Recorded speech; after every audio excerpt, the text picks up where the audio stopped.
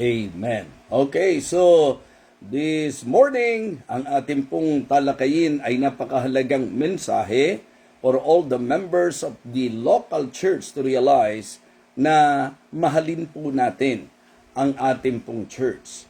Ang body of Christ, ayon po sa presentation po ng Biblia, maging sa pagtuturo po ni Apostol Pablo, ang church ang siyang body of Christ. The church is the body of Christ. And Christ is the head of the body. So church is the body of Christ. Christ is the head of the body. And Christians, members, tayo po ang bahagi ng katawan. So, it is good to establish that thought. Yan pong kaisipan na yan. Church, yan po ang body of Christ. Si Christ, siya po ang head of the body, head of the church.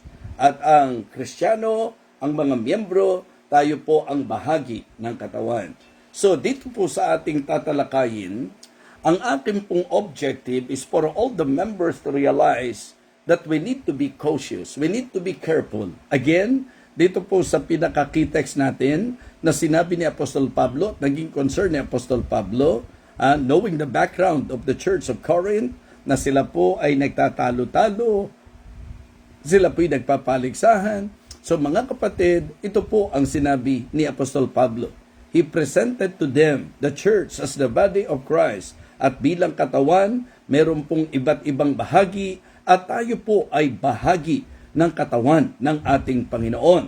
Yan po ang nagbibigay importansya sa doktrina ng local church, mga kapatid.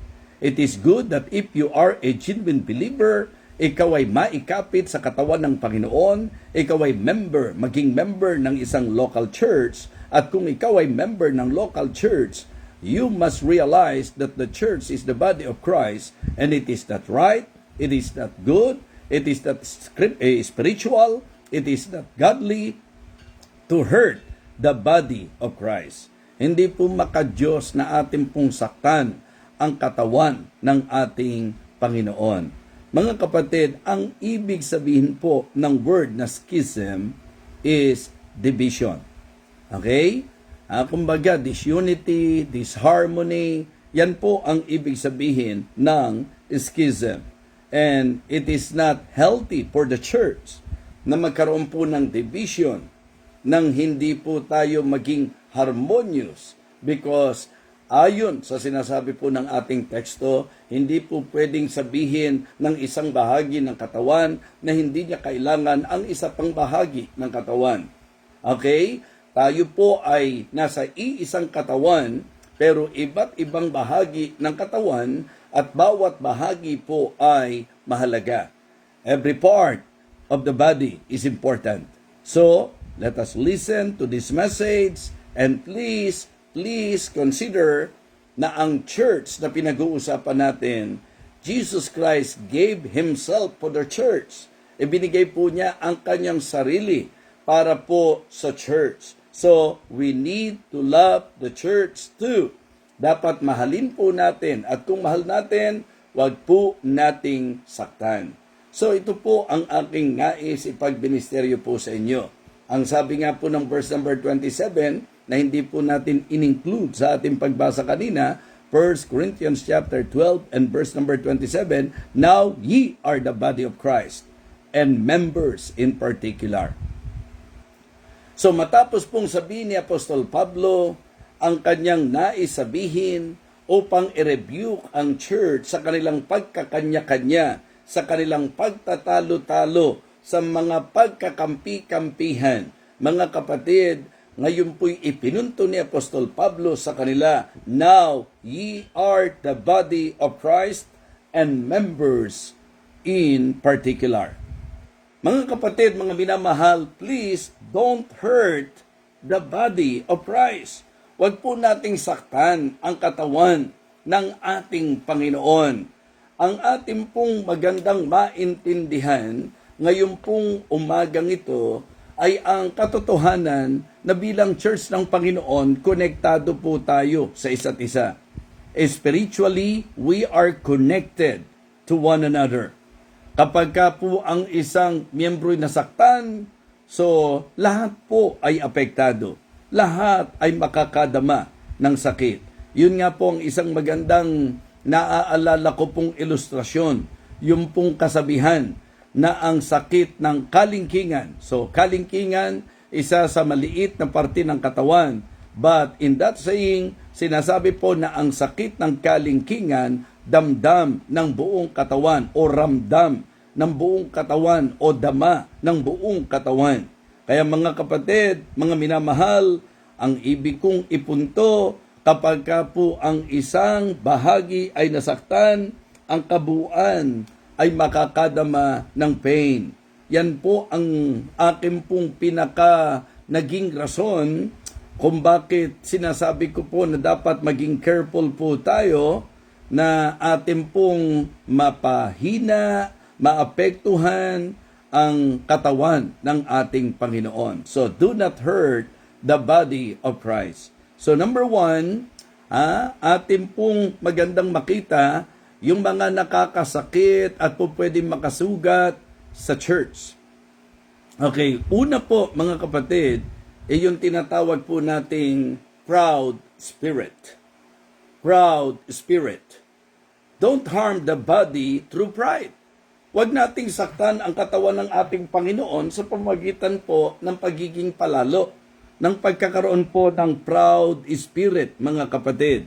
Kasi alam naman natin yan, na kapag ka po nandiyan ng pride, yan po ang nagiging dahilan kung bakit nagkakaroon ng contention, kung bakit nagkakaroon ng competition, hindi po ba? Kung bakit nagkakaroon ng comparison. The reason for contention, comparison, and competition is pride. Siyempre po, sa competition gusto mong ipakita na ikaw ang magaling. Sa comparison, gusto mo rin pong ipakita na ikaw ay nakahihigit sa iba. Mga kapatid, yan po ang isang laging pinapaalala ni Apostol Pablo, na wag natin pong isipin na tayo po'y better than others. Mga kapatid, even contention, if not of pride, I believe, wala pong contention. Kasi kapag ka po nagkaroon ng problema, ang takbo ng isip ng mga humble, paano iaayos ang problema? Kaya tayo po, mga kapatid, mag-isip-isip sapagkat sa katotohanan, kapag ka tayo po ay mapagturo ng iba, sa maling desisyon po natin, mapagturo ng iba, sa ating pong mataas at matayog na pagtingin sa sarili, yan po ay hindi inaayunan ng ating Panginoon.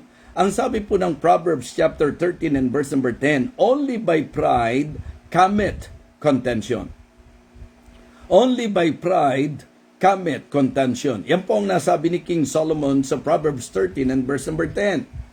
Kaya po, yung pong pagpapaligsahan, pagtatalo-talo, mga kapatid, yan po ay manifestation ng pride. So, kaya nga sinasabi ko po, do not hurt the body of Christ. Yung proud spirit, nakakasakit yan. Hindi po natutuwa ang Panginoon kapag meron pong contention. Yung pong pagtatalo-talo, yung pagkakanya-kanya, yung division po sa gawain ng Panginoon. Kaya nga sabi ko po, huwag niyong palabasing mature ang church na kinabibilangan nyo. Kung kayo po'y grupo-grupo na meron lang pong mga gusto nating makasama, meron lang pong kinasisiyahan nating makasama, tandaan nyo po na bilang katawan, we need each other and we are connected to one another. Kung mga kapatid, uulitin ko po, kung sa church na kinabibilangan nyo po, meron pong grupo-grupo, meron kanya-kanya, that is unhealthy mga kapatid. And that is not the will of God because we need to treat each other right. Walang kampihan. Kaya nga lagi ko pong binibigyang pansin, ano po ang isang malaking problema ng church? Diba? Yung pagkakanya-kanya. Yung pong, kasi minsan ang ating basihan, personalities.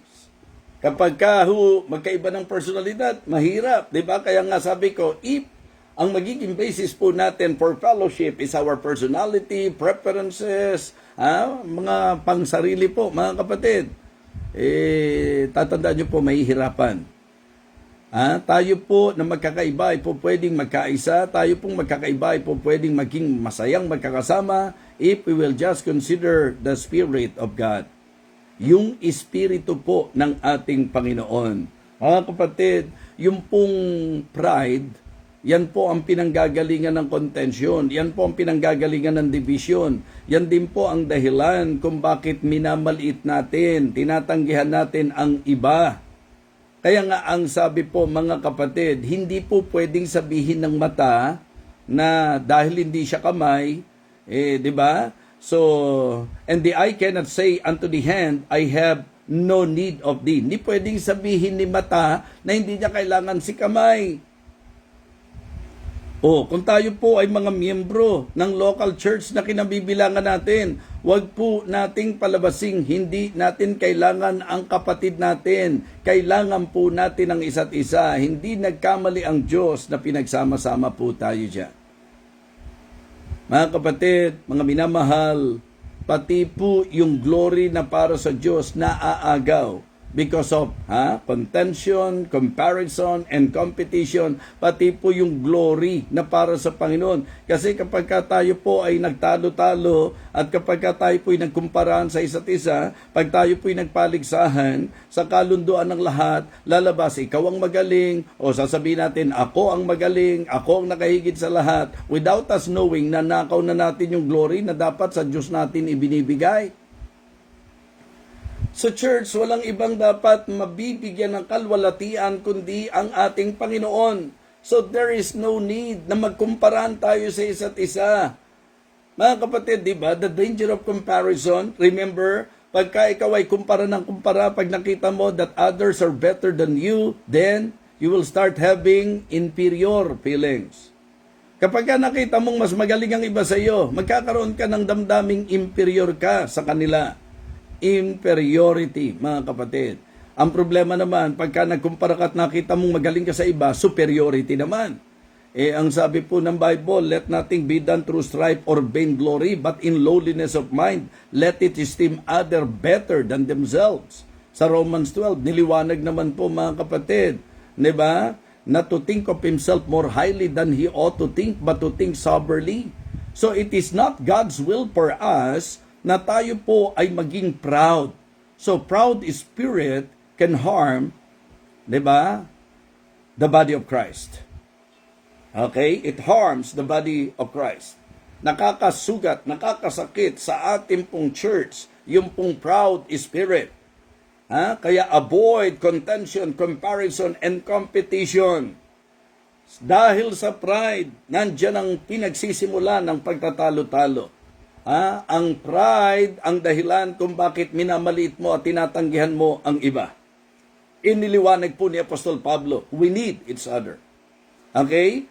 Pride din po ang dahilan kung bakit yung glory nananakaw sa Diyos. Mga kapatid, ang pride, ito po'y nakakasira sa unity ng church. Sabi po ng Bible sa James 4 and verse number 6, God resisted the proud, but giveth grace unto the humble. So isa sa problema po natin ay ang tinatawag na proud spirit. Do not hurt the body of Christ. Don't be proud. Huwag tayong maging palalo. Huwag mong maliitin ang mga kapatid mo sa Panginoon. Huwag nating maliitin ang simple at maliit na nagagawa ng iba. Paalala po, kailangan natin ang isa't isa. Remember, members of Living Water Baptist Church, even in the pulpit, sinasabi ko po sa inyo, because no one can deny that there are members who are very supportive. They will support you really in your life, in the ministry that you're doing for God.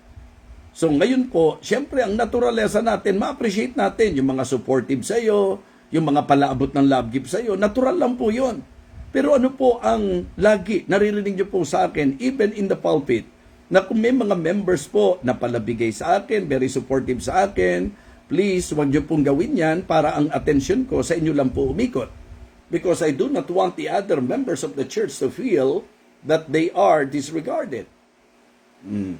And I do not want them to feel na dahil may nagbibigay sa akin, yun lang ang aking binibigyan ng atensyon. Tatalakayin din po natin yan, sapagkat isa po yan sa nakasusugat sa church. Pero ang punto ko po, iwasan nyo po yung pakikipagmagalingan. Iba-iba po ng gift. Niliwanag po yan sa sulat po ni Apostle Paul. Kaya please study 1 Corinthians chapter 12. And you will learn from that chapter that the Apostle Paul, in his presentation, he pointed out that every member, meron tayong gift, meron tayong talent, meron tayong kakayahan na ipinagkaloob ng Panginoon, and the purpose is not to compete with one another. Diba? This is not for competition purpose. Dapat for collaboration, dapat for complement, di po ba? So, cooperation, yun po dapat eh. Pero iba po ang nangyayari. At ang rason, pride. Kaya gusto po malaman natin kung tayo po ay may proud spirit, kung wala ka nang ginawa kundi makipagtalo. Yung wala ka nang ginawa kundi mang-away ng kapwa mong miyembro. Yung lagi na lang, meron ka pong pakikipagtalo. At yan po ang isa sa dahilan kung bakit sa kabila ng kung tutuusin, the Church of Corinth, they are very potential, but because of so many contention. And the reason for that contention is pride, mga kapatid. So, nakakasira kapag ka po nandoon ang kapalaluan. Huwag magkukumparahan. Iwasan po yan. Huwag magpapaligsan. Yan naman, matandang turo na po yan. Alam na po natin, ganun po pala, evangelist, matagal na palang turo yan, pero bakit itinuturo mo pa rin, ba't inuulit mo pa rin? Aralin nyo po ang mga ikinasisira ng mga churches. Yun pa rin po, mga kapatid. Kaya nga sabi ko po, sa pag-aaralan natin, po pwedeng ito po ay pagtuturo, pero pwedeng ito po ay paalala rin, mga kapatid. Minsan sabi ko, may mga member po kasi, halimbawa lang po, may mga topic na hindi sila gusto. At particular naman dyan, yung giving. Tapos madalas tinuturo ang giving. So, mangyayari po, magiging critical ang spirit. And then because of that, di ba, magkakaroon po ng masasabi nating pakikipag-usap sa iba. Paulit-ulit naman ang message. Sabi ko nga, kung paulit-ulit ang pastor nyo sa mensaheng ibinibigay sa inyo, pag-isipan nyo po mabuti. Baka ang kulit-kulit din po natin kasi na hindi natin ini-apply kung ano yung tinuturo. Diba? Ganun din naman ang magulang Kahit na magpaulit-ulit yan, basta't hindi mo ginagawa, talagang hindi magsasawa yan na paalalahanan ka. So, mga kapatid, ang sinasabi ko po, ang usapin ng contention, comparison, and competition, matagal na po nating napapakinggang topic yan, but still, if we will evaluate, mga kapatid, to the many churches, ang problem ay iyon at iyon pa rin. So, proud spirit. Ikalawa po, na po pwedeng makasugat, makasira sa body of Christ, kasi ang ating pong message, do not hurt the body of Christ. So, proud spirit. Nakakasugat yan. Nasasaktan ng church kapag ka po tayo ay merong proud spirit. Meron po kasing mga miyembro na masyadong magagaling ang tingin sa sarili. At magtataka ka na parang may mga miyembro na tuwang-tuwa pa na naninira ng kapwa nila. Kung di ka ba naman mayabang, di ba? Gagawin mo ba yun sa kapwa mo? Hindi ba sa kapatiran, kung meron tayong nakikita na nagkakaproblema, ang espiritong mababa umaabot, hindi po umaatake. Hindi po, mga kapatid, nakikipagsiraan. So, yun po ang isang bagay na pagkaiingatan po natin. Baka ang galing ng tingin natin sa sarili natin. Baka ang tayog ng tingin natin sa sarili natin. Naku, wag na po tayo magpaligoy-ligoy sapagkat hindi po magandang nasasaktan ang church. Ang akala natin, pag nasisira natin ang iba, dahil gusto lang nating ipunto na magaling po tayo, lagi na lang tayo nakikipagtalo, lagi na lang po tayo nagkukumpara, lagi na lang po tayong nagkukondem, lagi na lang tayo nagkikriticize, lagi na lang po tayo nakikipag-compete. Ang akala po natin, ang ganda-ganda po ng kalalabasan yan. Mali. Ang nasisira po natin, kapatid natin, ang nasisira po natin, yung church, sapagkat ang kapatid natin ay bahagi ng church. Don't be proud. Huwag po tayong maging palalo, kaya ikaw napintas ng pintas sa iba. Lalo na po yung mga members na ang galing-galing po, na kapag may pinagkukwentuhan, wala na pong ginawa, kundi sabi ko nga, kung may kapintasan ng ating kapwa, dapat ang ating pong goal is ipag-pray, hindi pag-usapan, hindi pagkaisahan, hindi po siraan. Sometimes yun po ang nangyayari sa maraming churches. The reason why I am emphasizing this, because I've noticed that to the many churches, mga kapatid. Yung mga makikipag-usap sa iyo nang akala mo kay ayos-ayos na tao, pero hindi niya nakikita ang kanyang sarili. Ganun pa rin po ang isa sa problema ng mga proud people. Ang lagi nakikita nila, kamalian ng iba. Ang lagi nakikita nila, diferensya ng iba. Hindi nila nakikita na siya mismo ang diferensya. Kaya nga sabi ko po, if we will discover and find out the real issue, sometimes without us knowing that the real issue is you. That the real issue is you.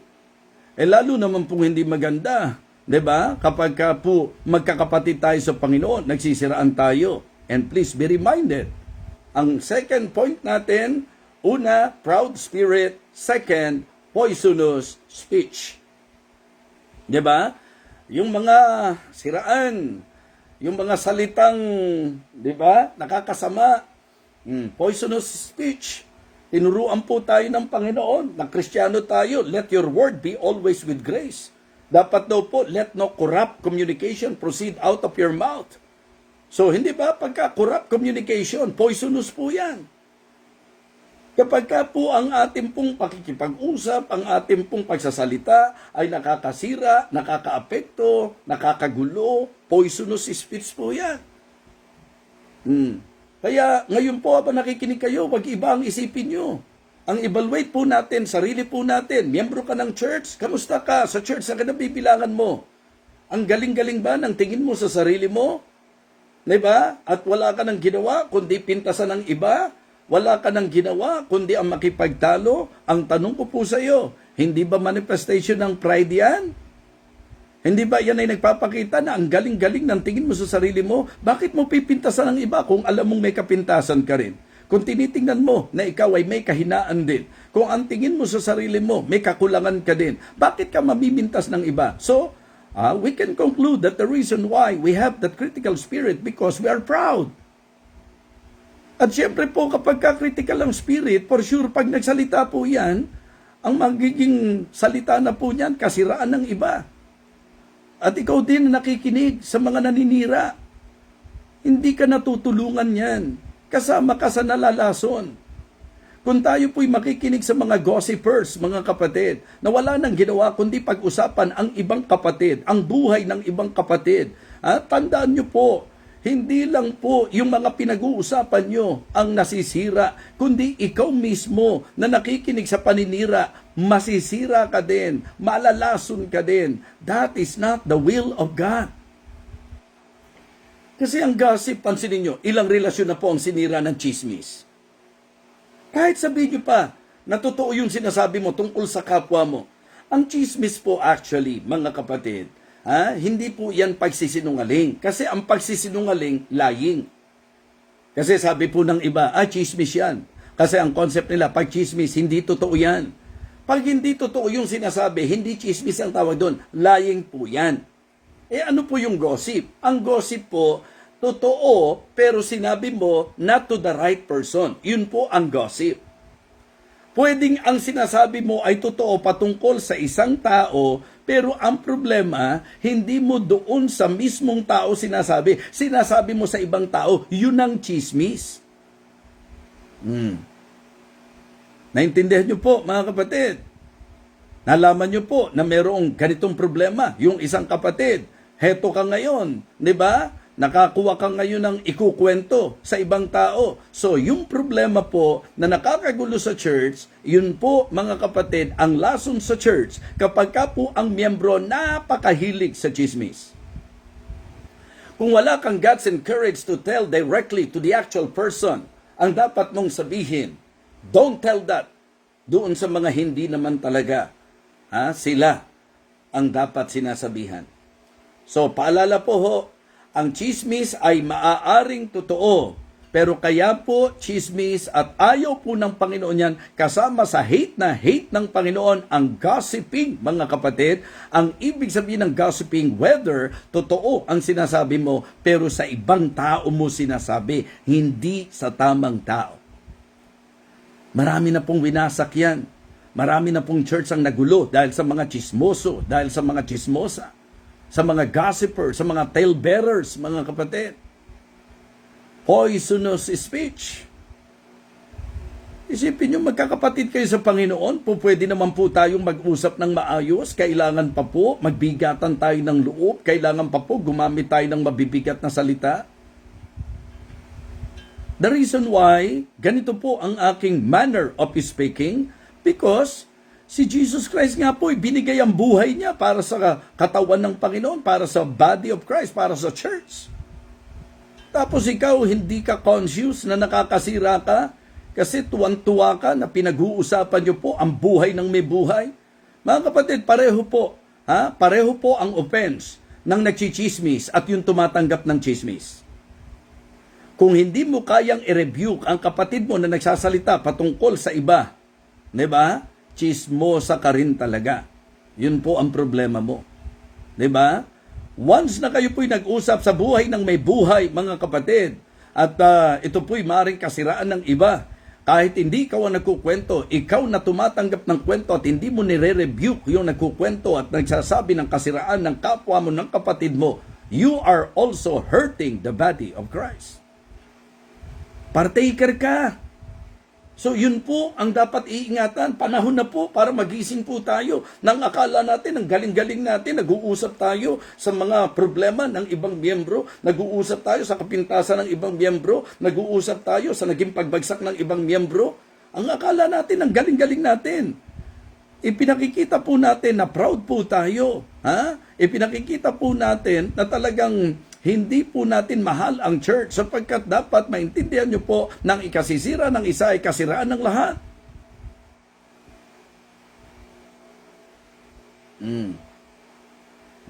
Hindi, pagka nakarinig ka, sasabihin mo, totoo ba ang chismis? Minsan nakaka-enjoy dahil ang chismis, lasang chismis, mga kapatid. Di ba? Minsan napaka-enjoyable na nakikinig tayo sa istorya ng buhay ng may buhay. Panahon na, Kristiyano po tayo, hindi po tayo dapat ganon. Ang sabi nga po ng Bible, ang ginamit na salita po ni Solomon, whisperer. A whisperer separated chief friends. Kahit po matatalik na magkakaibigan, maniwala kayo, nagagawang sirain po, mga kapatid, ng mga whisperer. Huwag na tayo magmalinis, Kung nagiging kaso natin ito, mga kapatid, bago pa ang sentensya, magsisi na po tayo. Bago pa po tayo makasira sa church, baguhin na po natin. Hindi healthy. Dapat talagang umangat ang spirituality natin. Na habang tumatanda tayong Kristiyano, habang tumatagal tayo sa spiritual, sa Christian life natin, the more na nakikita natin that it is not healthy, it is not helpful, it is not happy, na tayo po ay mga gossiper, mga kapatid. Alam nyo, yung gossiper, katunog ng Lucifer, mga kapatid, kasi ang gusto po ng kaaway, makasira. Anong gusto ng mga chismoso? Anong gusto ng mga chismosa? Di makasira din? Poisonous speech. Mga kapatid, mga minamahal, importante po na makita natin ang nakakasugat sa church, pride. Ang nakakasugat sa church, poison. Ang nakakasugat sa church, partiality. Diba? The sin of partiality. Anong ibig sabihin? Respecter of person. Yun yung binabanggit ko kanina. So doon po sa nais ng Panginoon, niliwanag po na ang dapat iwasan natin yung poisonous speech. Sapagkat yung mga whisperer daw nakapaghihiwalay kahit ng mga matatalik na magkakaibigan. Diba? Corrupt speech. Yan po ay nakakasakit sa iba, nakakasugat sa iba. Kaya ang sabi, let no corrupt communication proceed out of your mouth. Kundi yun dapat nagagamit sa edifying. Kaya dapat with grace. Kaya nga pinaaalis po yung kapaitan, let all bitterness and wrath and anger and clamor and evil speaking be put away from you with all malice. Sometimes, mga kapatid, ang pinakamalalim na sugat ay ang sugat na dulot ng ating pong hindi maingat na pagsasalita. Opo. So ngayon naman po, yung partiality naman. Kanina, di ba, binabanggit ko sa inyo na ngayon, ididiin ko po yan? Sa church natin, bakit nga po ba may kanya-kanya? Kasi may sinisino ka lang.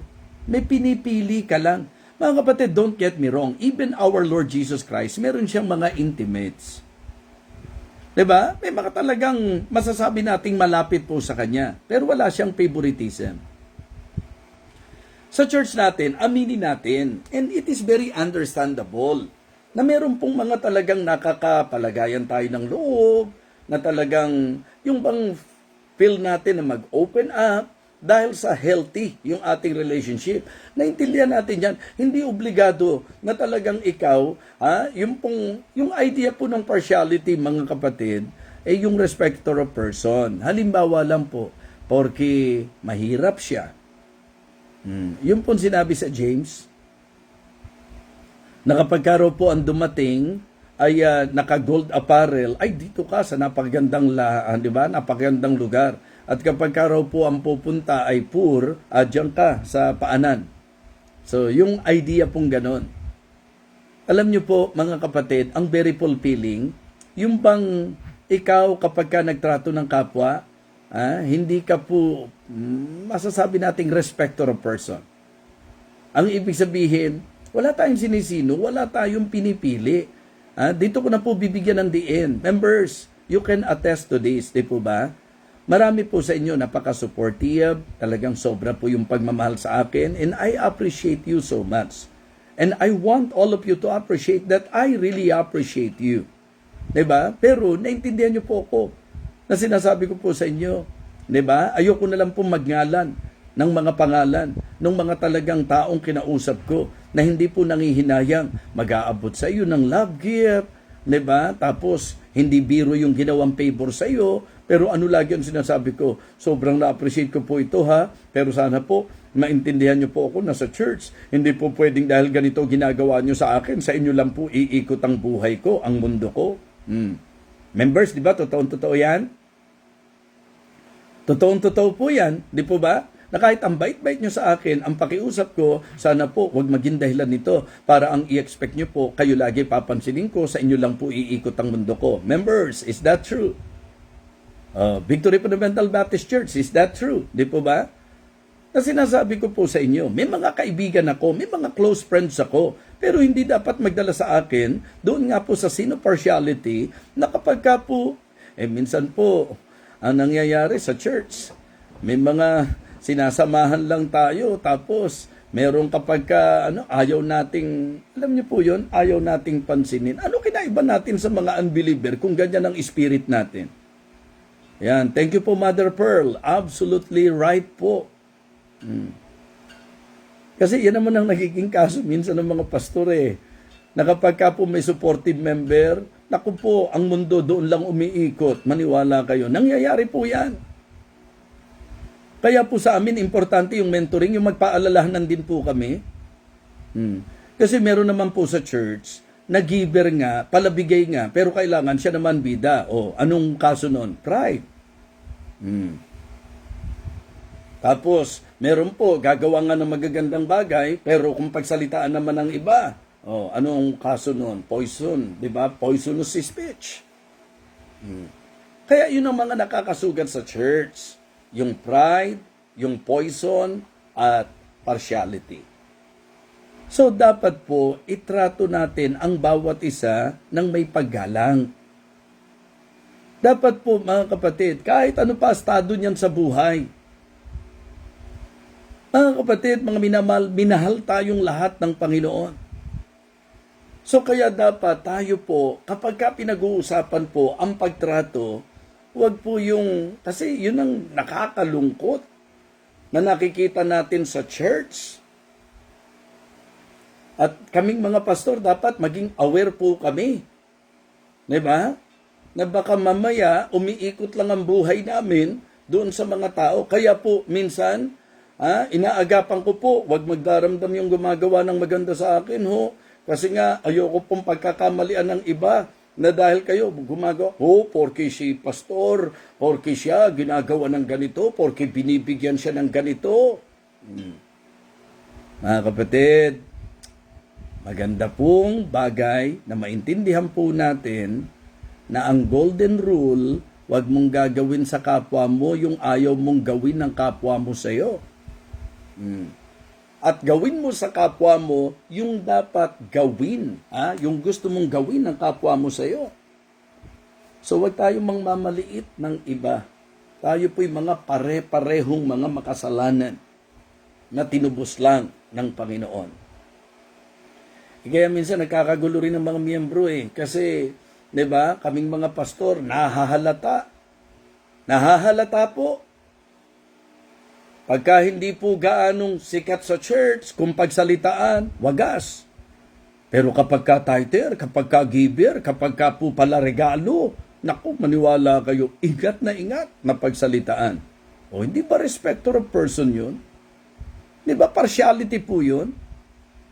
Dapat kung kaya mong pagsabihan ang mahirap na miyembro, kaya mo rin pagsabihan yung mayamang miyembro. Di ba? So sana po mga kapatid, yun po yung bagay na maintindihan po natin. Na kaya nagkakagulo, kaya nasusugatan ng church. Hindi lang naman sa pastor, miyembro, ganun din po tayo. Minsan kapag alam nating sikat na miyembro, doon tayo didikit. At kapag yung tingin natin, yung mga miyembro natin, partiality. Kapag raw po ang ginawa natin, are ye not then partial in yourself and become judges of evil thoughts? Hath not God chosen the poor of this world? Di ba? Di ba? Pinili ng Panginoon ang mga hamak ng sanglibutan ito.